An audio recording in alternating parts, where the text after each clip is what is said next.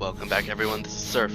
With Elder Scrolls 6 not even remotely on the horizon currently, I have started to take a macro view of the province of Skyrim. Just like Junal the Owl of the Nordic Pantheon and the God of Knowledge, I have scoured the maps of the land to see what there is to learn from a view that cannot be surmised from the ground level.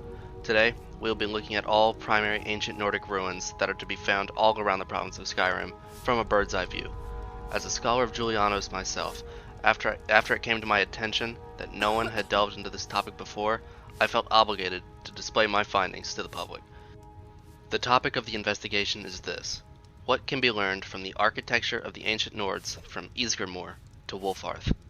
And I believe what I found tells the story and the history as well as the potential culture of what life was like before the ancient Nords came to Tamriel from Atmora. So first here are these two maps I've put together, one with labels and one without, so we can more accurately see the landscapes that surround these constructions. Alongside these locations, I have divided them into several designations that show what I have interpreted to be their primary purpose. Know that these designations are my personal interpretation, and these locations may very well have more than one purpose. The designations I have made regarding these Nordic constructions are as follows. The first of these is a civilization in yellow, which is a large Nordic ruin that is proven to be lived in at some point in history. The second is a temple in blue, which is a large Nordic ruin typically but not necessarily containing a dragon priest.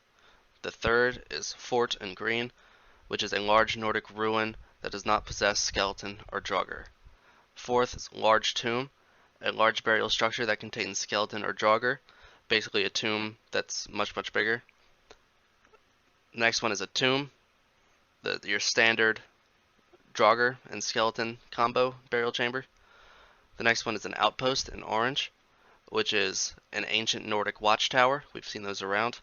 Next one is a graveyard, which must be, in my opinion, after the dragon cult, because people stopped being cremated or being turned into Draugr and they just got buried, like normal we see in our world.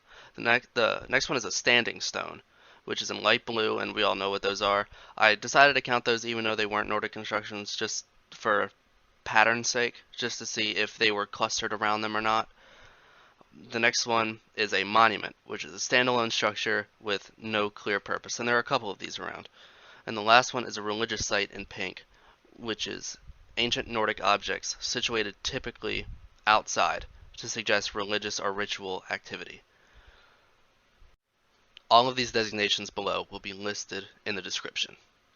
The last thing I want to mention before we go into the study and what it's yielded is the parameters of how this was all conducted.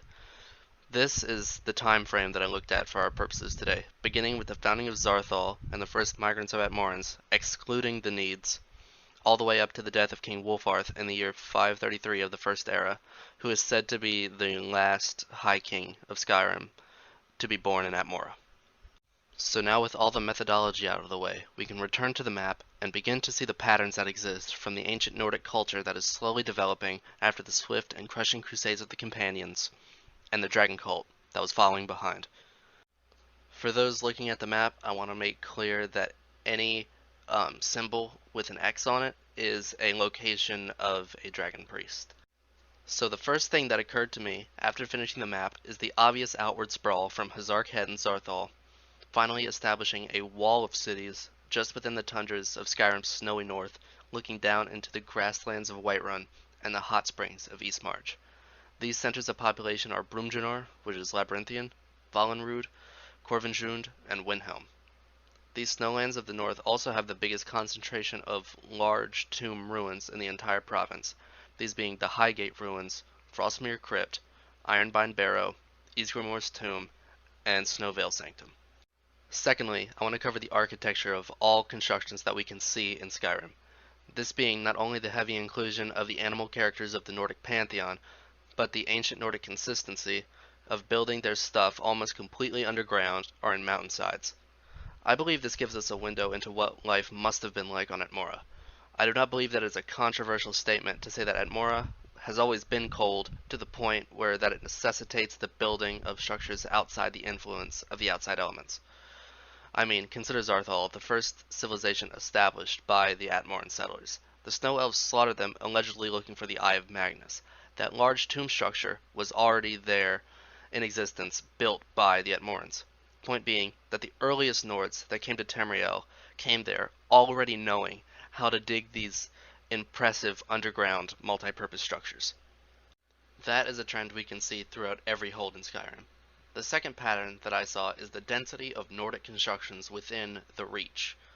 This shows that hundreds of years of conflict between the Reachmen and the ancient Nords, to the extent that they thought it necessary to construct these citadels and watchtowers on each side of the Karth River Valley, though now since overrun and occupied by those same Reachmen.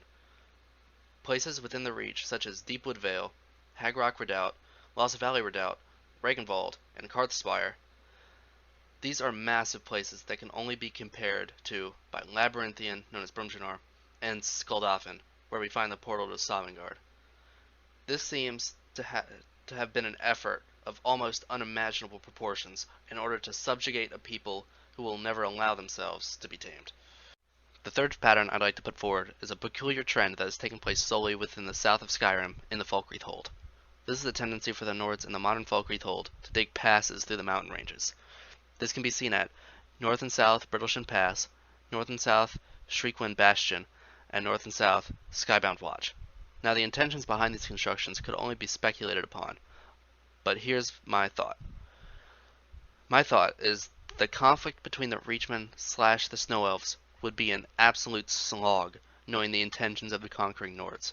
The Snow Elves were the original inhabitants of Skyrim. It would be expected that they know the land by heart. We can envision raids and ambushes upon the Nords being common. I mean, just imagine the types of magic being used in a long, drawn-out war. 4 bands of companions in a new land hunting Snow Elves, and the Elves using illusion and alteration schools to destroy the senses of the invader.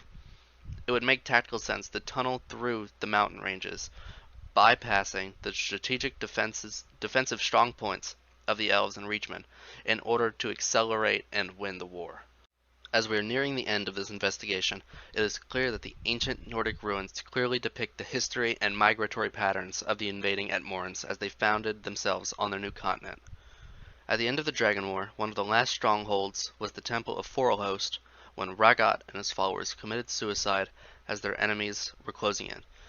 And if we look on the map, Forelhost makes perfect sense as one of the last viable strongholds of this collapsing power.